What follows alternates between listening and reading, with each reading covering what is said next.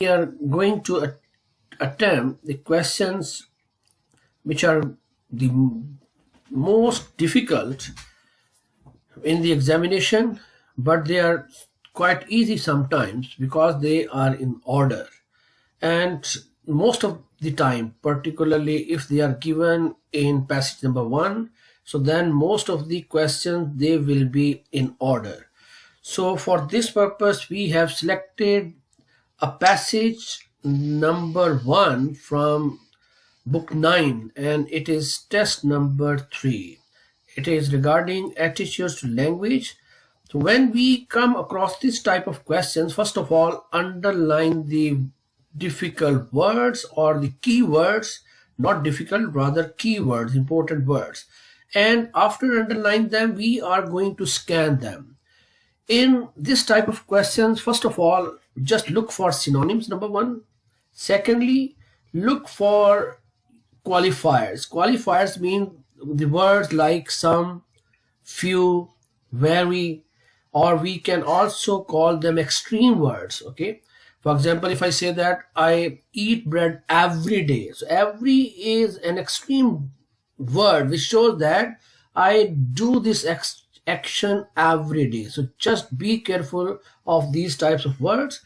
Then if the your keywords, your state, when you come across a statement in the passage, so just you have to compare the both statement. If both statements are true in all respect regarding keywords, regarding synonyms, then the answer is yes. If they are not similar, the answer is no. And if there is if you see that the question, your answer is maybe, okay, so the answer like maybe, and when you are not sure, so that answer is not given in the passage. So after underlining the keywords, now we decide that which is the easy question to find. I think prescriptive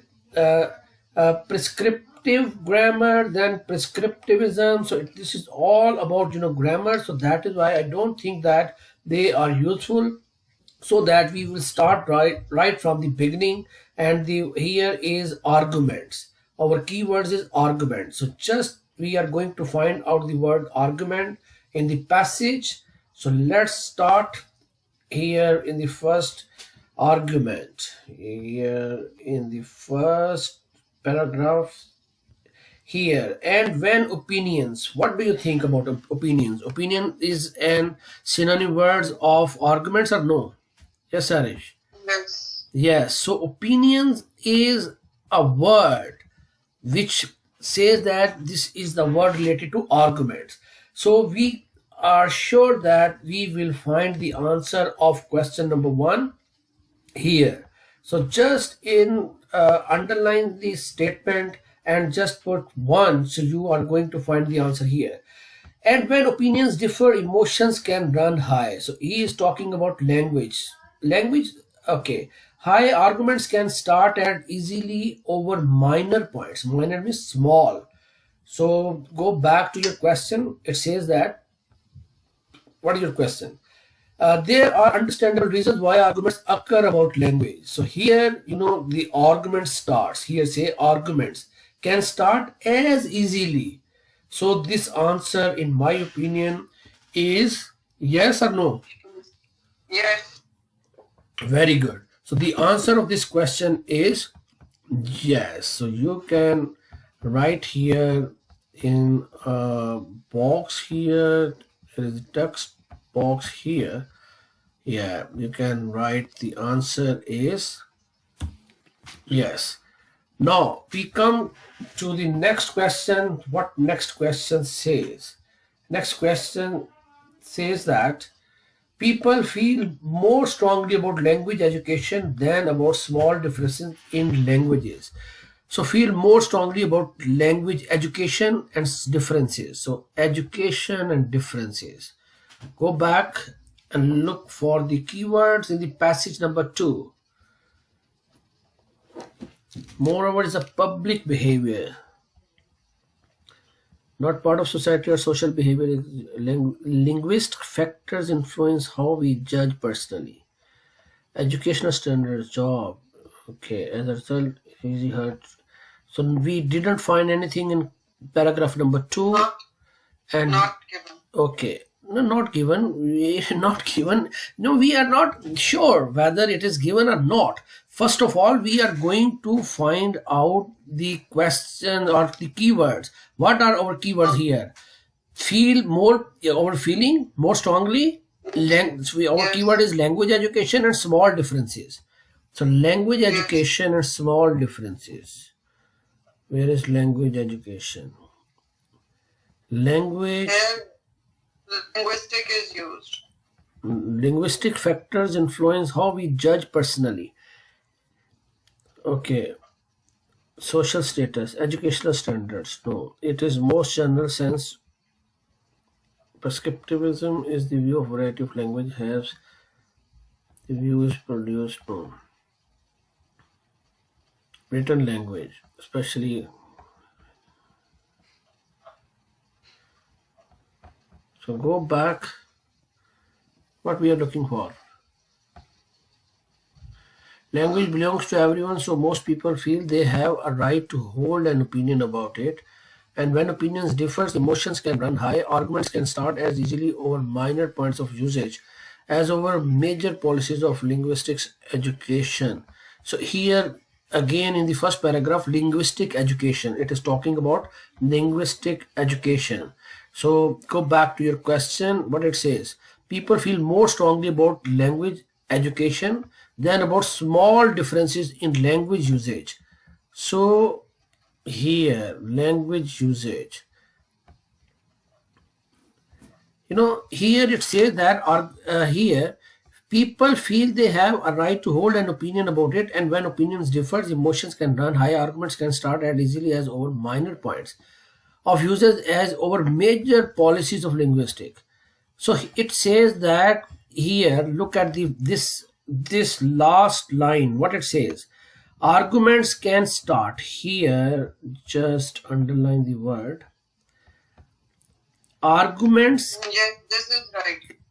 Given. No, it is given, but whether we need to find out whether it is yes or no. Okay, so just Yes. compare this sentence to the last one. Arguments can start easily over minor points. Minors means here synonym of look at the question. Here it Yes. says that small differences. So minor points means small differences. Okay, people feel more strongly about language education than about small differences. It means that the question says that people feel more about the teaching of language, not about the little differences. Little differences can be ignored. This is what he is saying. Now read this statement. Argument can start yet easily over minor points. So minor points of usage as over major policies of linguistics education. Okay. And when opinions differ, emotions can run high. So it means that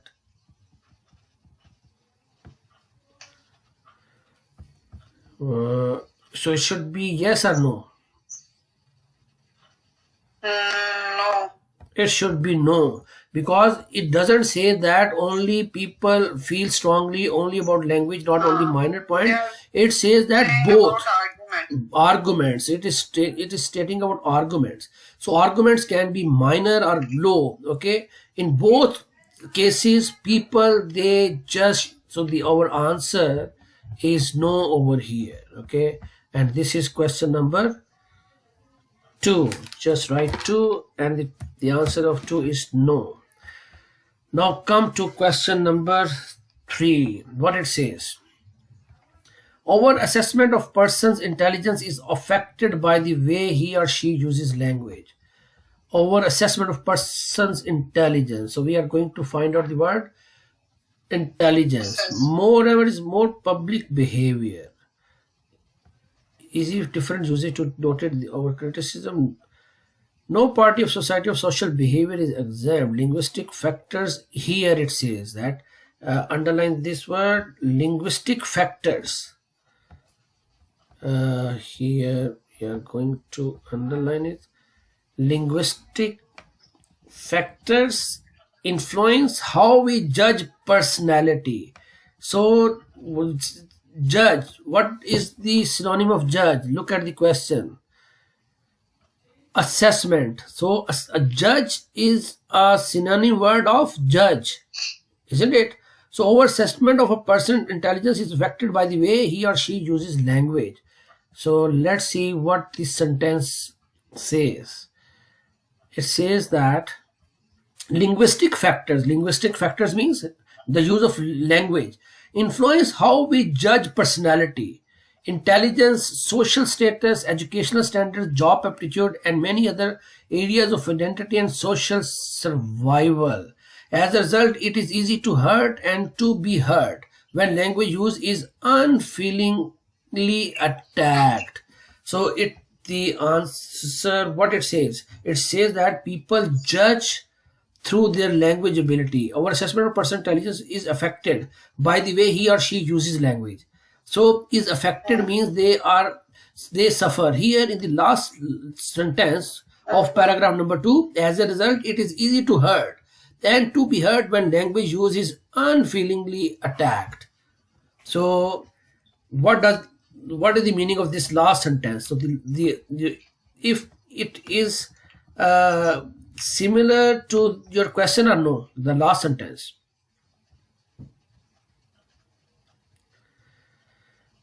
Our assessment of a person's intelligence is affected by the way he or she uses language. So if a person is using language, okay, according to our belief, then we appreciate him. If he is not using the language, then he may criticize him, then his feeling will be hurt. So according to the last line, the answer of question number 3 is yes or true. What it says, true or false or not given, what it says. Yes. So it is yes. Here is yes.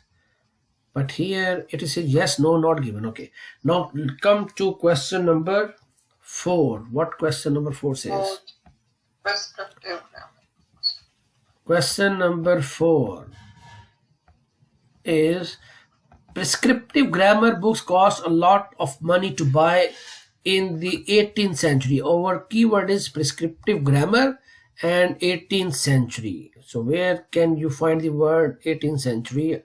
So here paragraph. Okay, you are saying it is on 4th paragraph. Okay, and nothing in here. They view especially in relation to grammar. If you look at paragraph number 3, it talks about grammar. Yes. Grammar. Just underline the word in relation to grammar and vocabulary and frequently. Then is there anything about the grammar books? No. Here in 3rd paragraph it is written, the view is propounded. Very good. 18th century approach to the writing grammars and dictionaries. The aims of these early grammarians were threefold. They wanted to codify the principle of, this is one. Okay. And previous paragraph, 3rd paragraph, look here, it is written here, the view is grammar and vocabulary. The which line? 3rd line. The view. 3rd paragraph, 3rd line. Okay. The view is propounded, especially in relation to grammar. This is what you are saying. Yes. And vocabulary and frequently with reference to pronunciation. The variety which is favored in this account is usually a version of the standard written language, especially as encountered to literature. So it talks about grammar or language or vocabulary, similar to here grammarians, what were their aims.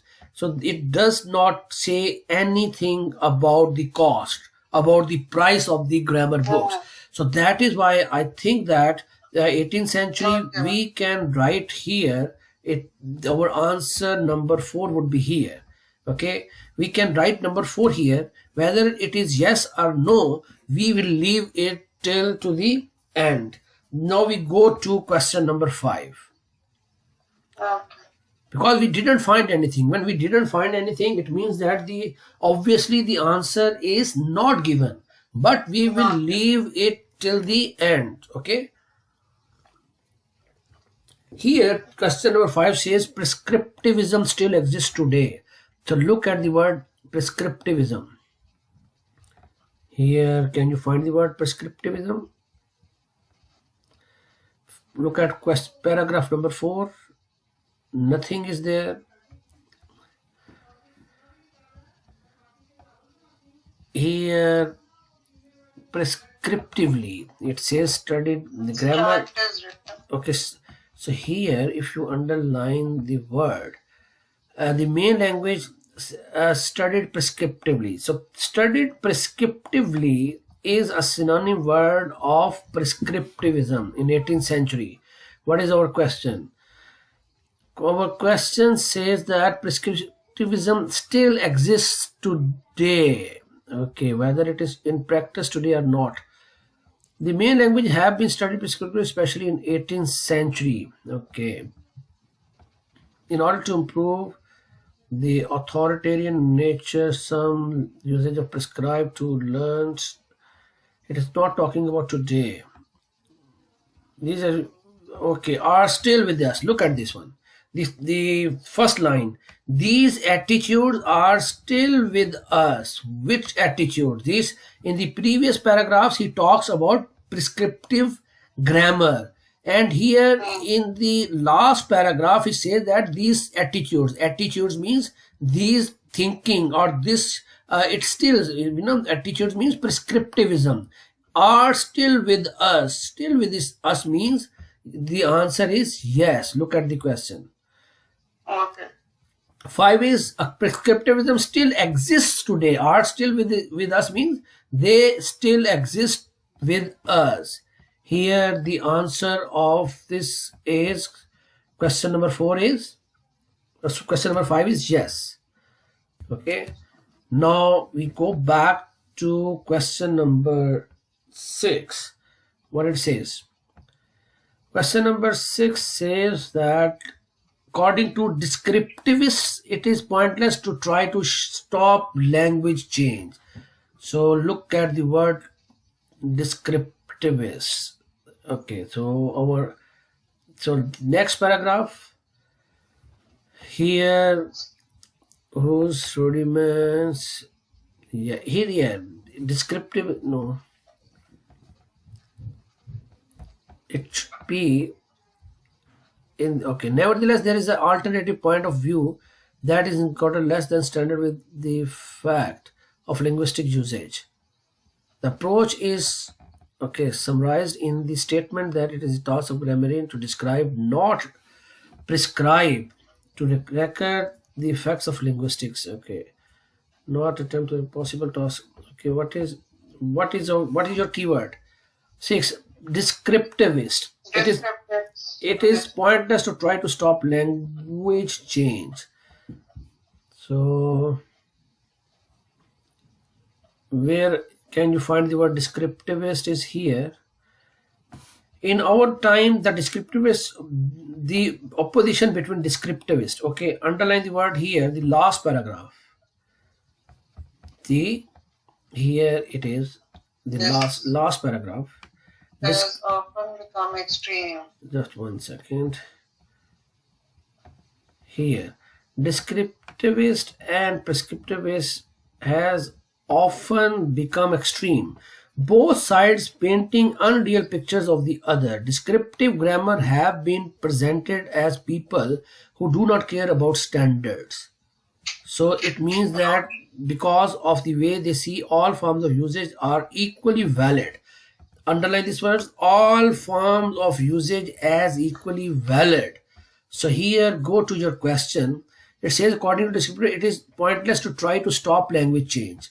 So it says that language change, okay, all forms of usage as equally valid. So as they are equally valid, so they do not care about standards. So it says that they are. Next line also, read next line also. This prescriptive grammarians. So we are talking about descriptivist. So here it is in the next line talks about the prescriptive grammarians. Okay, here says, okay, prescriptive grammarian have been presented as blind adherents to historical tradition.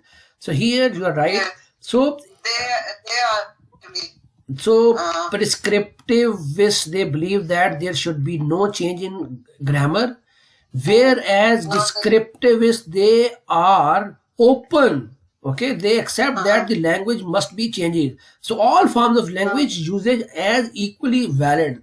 So descriptivists Yes. think that the language is valid. The answer of this question would be No. what how no? According to descriptive, it is pointless to try to stop language change. Language change means that the language, prescriptivists, they believe that there should be no language change.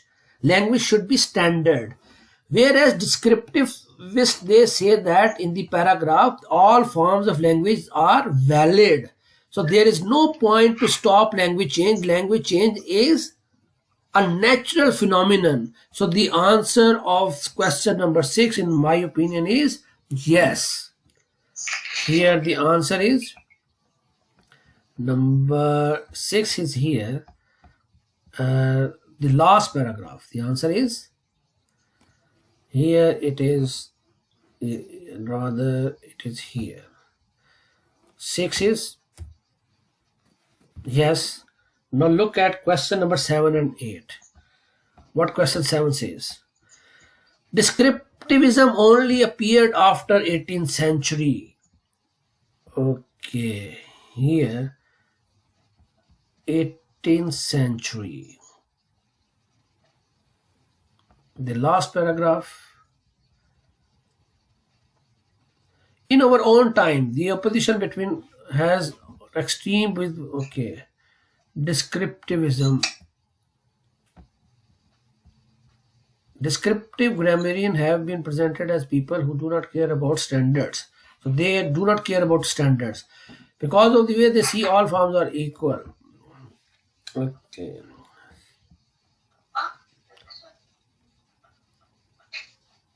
So just leave this question a little bit for a while, and we come to question number last one, then we will come back to question number 7. Both descriptivists and prescriptivists have been misrepresented. Here look at the last paragraph. Descriptive grammarian have been presented as people, both sides painting unreal pictures of the others, has been become extreme. In our last paragraph, in our own time, the opposition between descriptive has often become extreme, with both sides painting unreal pictures of the other. So both sides, they are presenting unreal pictures. Just underline here. Just 1 second. Unreal pictures of the other. Descriptive grammarians have been presented as people who do not care about standard. Okay. The opposition has even been presented in quasi-politician terms of radical liberalism as elitist conservatism. Yes. Have been presented as people who do not care. Okay. This answer is you are saying yes. So they are. So it says that with both sides painting unreal pictures. So they are misunderstood. The question of number 8 is yes. Okay. Number 8 is yes. Now we come back to question number 7. Descriptivism only appeared after the 18th century. 18th century. Here, instead of the custom of speaking, no. In our own time, the opposition, it is our own time. Okay, after 18th century. Here, okay. And do not attempt to impossible task of the evaluating language variation of halting language change in the second half of the 18th century, we already find advocates of this view. So here, this view means the descriptive grammar. Here in the previous paragraph, he talks about the descriptive grammar, and it appeared in the second half of the 18th century. Just underline this word. Second half of the 18th century means not after 18th century. In the second half of the 18th century, descriptive grammar appeared after 18th century. It says 18th century, whereas the answer is after, in the middle of the 18th century. So the answer of this question is no. Here the answer of, they are not in order. So this is number 7. It says no. And the last one, number 4, as I told you earlier, it would be not given. It would be not given. Yeah, we can write here not given. So this is all for today. So just try to remember, try to find out these keywords, then synonyms, then look for the extreme words. Here, look particularly here, especially in the 18th century, okay? In the middle of the 18th century, or not after the 18th century. So I think you get some clear view about these type of questions, and I hope that you will do your exercise. So see you tomorrow. Have a wonderful day.